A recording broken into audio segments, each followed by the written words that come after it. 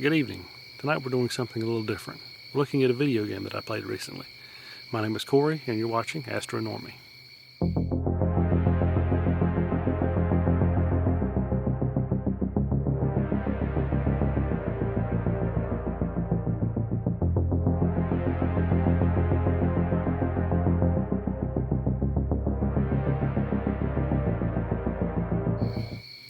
So, in addition to being an amateur astrophotographer, I'm also a gamer, and recently I played a game called Fort Solis. So let me read you the description of the game as described by the developers off of the game's website. Welcome to Fort Solis. Responding to an unusual alarm call from a remote mining base, Jack arrives at the dark and desolate Fort Solis. With storm warnings imminent, he heads inside to make desperate contact. As the night grows longer, events escalate, spiral out of control, and the mystery of what happened to the crew begins to reveal itself. The storm is approaching, limiting Jack's escape as he looks to hold out until morning arrives.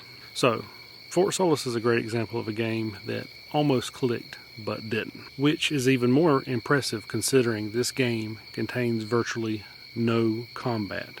Yes, no combat outside of a few select quick-time events. Now, if you're like me, this puts it way behind the 8 ball when it comes to trying to attract my attention. There's only a very select few types of games that can hold my attention without some kind of activity on the screen, namely combat. Saying that, it makes it even more tragic how close this game came to hitting the mark for me, but quite didn't, even considering that there's no combat, virtually. So let's take a quick look as to why, and I'll start with the positives, because that's what you do.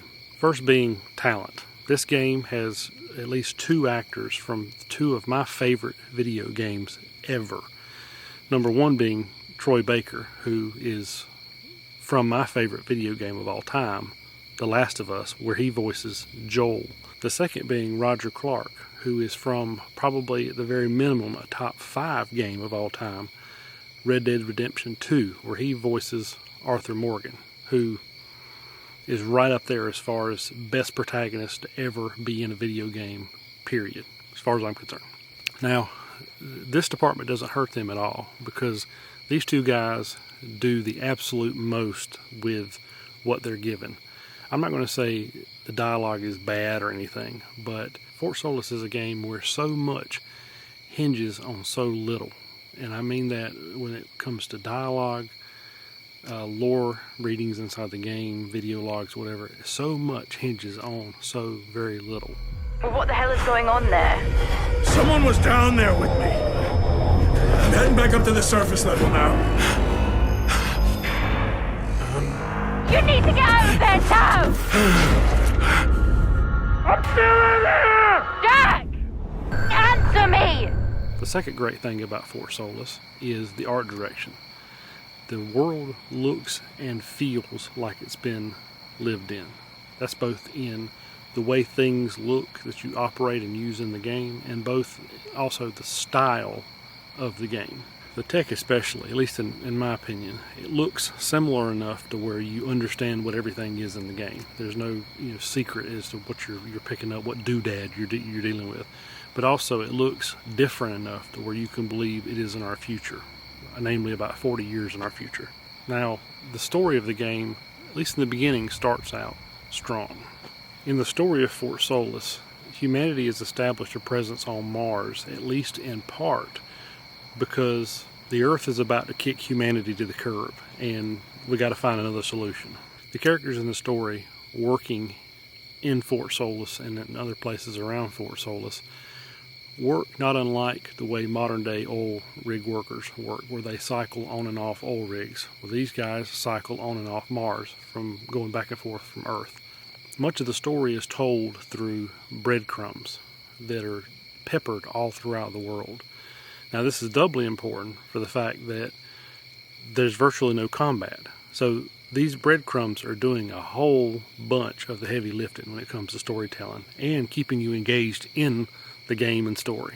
Now, the game does a decent job of distributing out and parsing out breadcrumbs all over the game itself. And it obviously did a good enough job to keep me playing to the end, because I did finish the story and I did get all the story elements. But the problem is the story is nothing but breadcrumbs. It wasn't long after getting into the game where I started to feel like this isn't feeling like a game that I'm used to playing. And then I finally figured it out about halfway through, is that the entire game is centered around telling you this story in this breadcrumb format. And it feels like you're playing a demo or like a prologue to a game, but it never feels like, at least to me, like you're playing a game. It feels like you're playing something that's trying to entice you to another game. In other words, there's so much of the game's story that I think is trying to be told like on inference or implying things, but it's never spelled out in certain ways, and it didn't really work for me. Now, when I finished the game, I felt like I had missed the entire second act of the game and half of the third act, because when you get to the end, it doesn't feel like you've been told a story. It feels like you've missed half of a story. And I say that as somebody who found every video log, audio log, email, message, whatever. I found it all and I read it all. And I still feel like I missed something. And not in the good way, feel like I missed something. Like I want to know more. Like I feel like something's been left out or it's been kept from me. And I want to know more, but put it this way. There's stories that you get to the end of where you want to know more. And you want to dig in deeper because you know more of the story is sitting there. If you pay more attention or if you look at it more closely, you feel like there's more of the story to be told there. I never felt like here. I felt like the story had been kept from me. We'll say it this way. There's certain types of stories where you get to the end of it and you realize it was fed to you in a certain way for a certain reason. And then when you look back, a good story, you realize it could have only been told this way. That's not what this game feels like.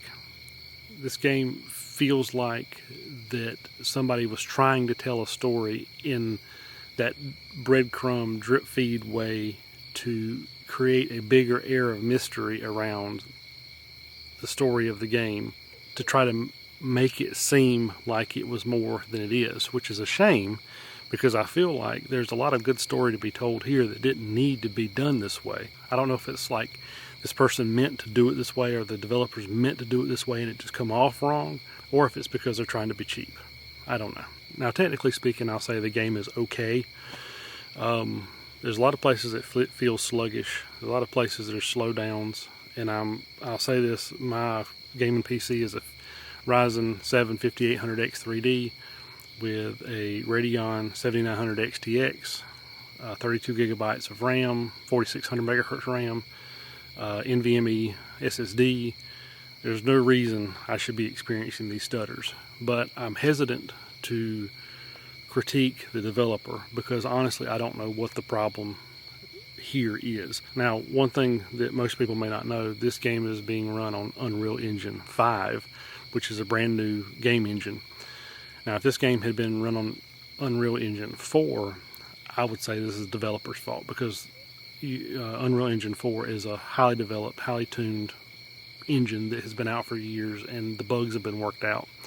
Well, UE5 is so new, I don't know if the stutters and the slowdowns in the game are because poorly optimized code or a new engine that they're trying to work the bugs out, or if it's because the developers didn't do what they were supposed to do or do their due diligence, or both.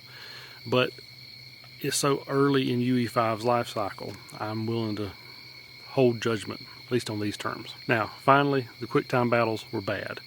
Every single time you get into a quick time battle, it never feels like it belongs. It never feels like it's part of the game. It doesn't flow seamlessly. The quick time prompts are far too fast for you to have any kind of fun, because, like I said, it's only every once in a while. Sometimes the fighting happens cold start and you're left missing prompts and don't even know it. Sometimes you know it's coming, but it never feels like it's part of the experience. It feels like it was stuck in there because they realized there was too many cutscenes, there was too much lag in these cutscenes, and they wanted to give something to do. I don't necessarily mind the quick time event. They never bother me so much, but here it didn't feel like it belonged. Here it felt like a chore. And here I would have just rather watched the cutscene play out to get back to actual controlling the character versus these little quick time events that I keep missing because they're too fast and they don't feel natural. So they could have been left out completely. Now, overall, Fort Solis is a game to me that had tons of potential, but stumbled in trying to find good balance without any combat or anything to take the place of combat. So the outcome of that is the entire time you're playing it, the game felt lacking. Also, there's a story there in the game that I think is a good story that's not in the game, that needs to be fleshed out more. Because even all the stuff that's in the game, you still felt like you didn't get all the picture of what was going on, and not in a good way, like I spoke about earlier. Like in you're the kid at the dinner table and you're getting, they're telling a different story because you're around kind of thing, that kind of thing. Suffice to say, there's enough of the story in the game to where you can infer what happened and you kind of think you know what happened, but a lot of cases you don't know exactly what happened, or you don't know all the details of what happened, and it's not good missing, it's bad missing. And you get to the end of the game, and instead of feeling like, I want to know more, it's, they've kept stuff from me and I don't like it. That's the difference. In the end, Fort Solis isn't a horrible game. It's not even a bad game. It's just okay. It's these types of games, though, that when you play them, they hit harder because you can see what the developer was trying to do, but they failed to do it. If you're still looking to buy the game, I would wait till it's on sale, but I will say that if there's a sequel to this game, I'll probably play it. So see, there's enough there. It's just, there's too much missing. And really, that's the best praise words I can give it for now, is I'm interested in a sequel, I think. So to end, I'll end with the time-honored tradition of all parents everywhere, which is, I'm not mad, I'm disappointed. This has been AstroNormy. Clear skies.